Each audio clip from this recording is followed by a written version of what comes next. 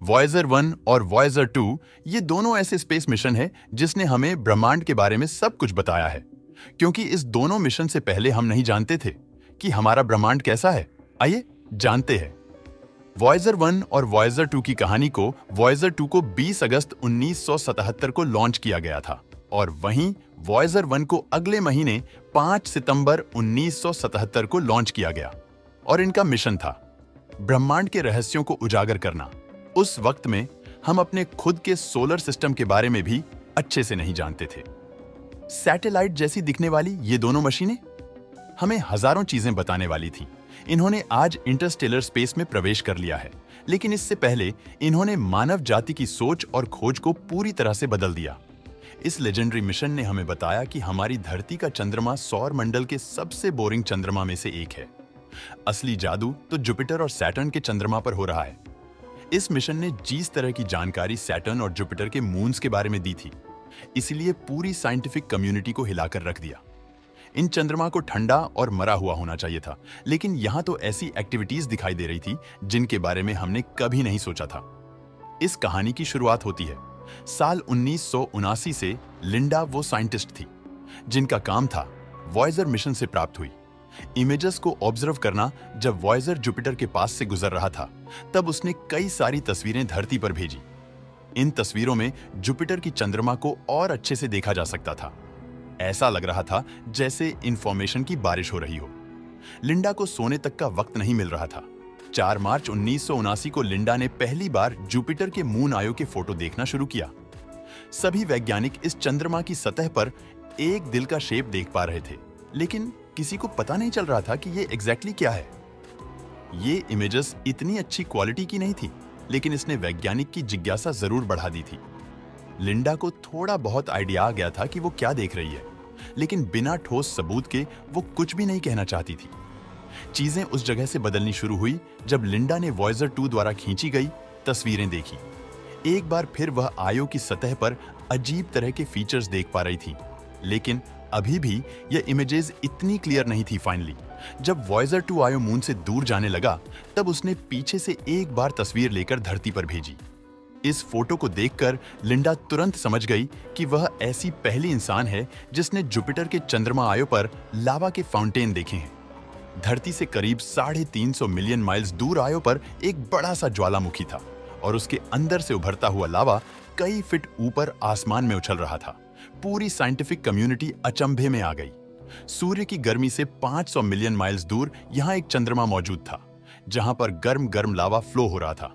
इतनी दूर तो इस ग्रह को बस एक बर्फ का गोला होना चाहिए था, लेकिन वॉयेजर मिशन ने बताया कि जुपिटर के भारी ग्रेविटेशनल पुल की वजह से आयो पर मौजूद पत्थर लावा फेंक रहे हैं, और तो और वहां पर लावा की पूरी नदी बह रही है।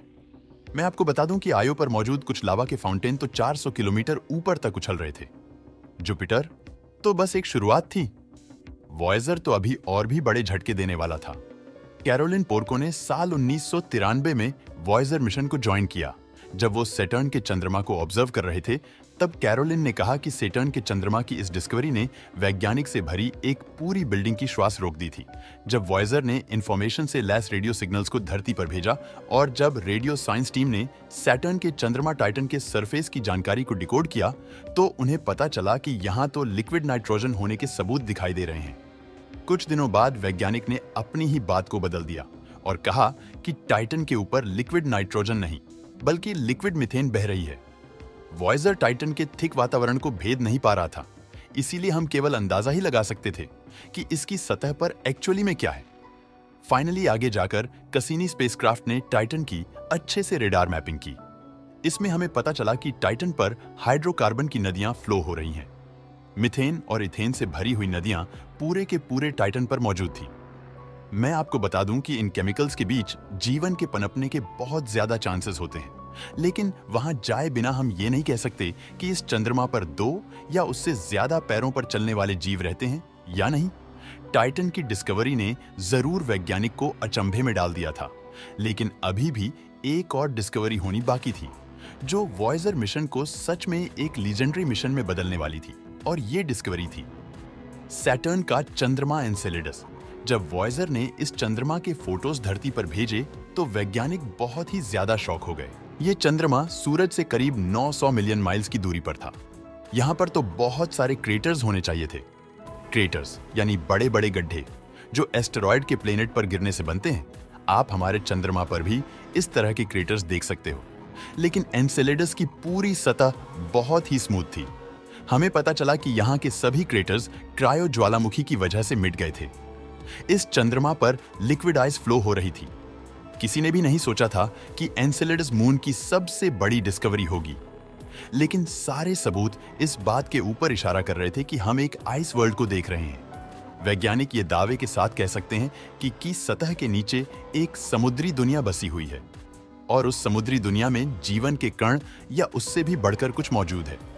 वॉयेजर मिशन ने हमें दिखाया कि शायद जीवन की खोज करने के लिए हमें सौर मंडल के बाहर जाने की जरूरत है ही नहीं, बल्कि यहीं पर हम एक नई धरती की खोज कर सकते हैं और शायद भविष्य में वहां जाकर बस भी सकते हैं।